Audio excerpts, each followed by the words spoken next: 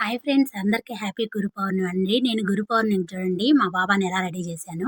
ఇది వచ్చి పాలరాతి సాయిబాబా విగ్రహం అండి. ఇది ఇచ్చి 10 ఇయర్స్ బ్యాక్ మా నాన్న షిరిడీకి వెళ్తుంటే ఈ పాలరాతి సాయిబాబా విగ్రహం తెప్పించుకున్నానండి. ఈ విగ్రహానికొచ్చి మన దగ్గర ఉన్న నగలు ఉంటాయి కదండీ! అవన్నీ ఏసి నేను ఈ విధంగా డెకరేషన్ చేసుకున్నానండి బాబా విగ్రహానికి. తర్వాత వచ్చి ఒక చిన్న ఎండి విగ్రహం తీసుకున్నానండి. ఇది ఇచ్చి ఎప్పుడైనా పౌర్ణమి, బీస్తవారాలు, పర్వదినాల్లో వచ్చి ఈ విగ్రహానికి ఈ సాయిబాబా విగ్రహానికి అభిషేకం చేసుకుంటానండి. ఇప్పుడు చూడండి నేను పసుపు నీళ్లు, కుంకుమతో అభిషేకం చేసిన తర్వాత దీపం హారతి ఇచ్చానండి. తర్వాత పసుపు, కుంకుమ పెట్టి మళ్ళీ వచ్చి పంచామృతాలు అంటాం గదా!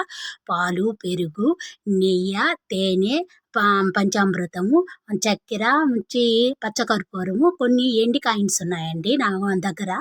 అవి కూడా ఏసి నేను అభిషేకం జరుపుతానండి. ఈ విధంగా అభిషేకం చేసుకొని దీపం హారతి ఇచ్చేసి తర్వాత చూడండి మా బాబాని ఎలా అలంకరించుకున్నాను. నా దగ్గర ఉన్న నగలు అన్నీ అలంకరించుకున్నానండి. కొన్ని ప్రసాదాలు చేశానండి.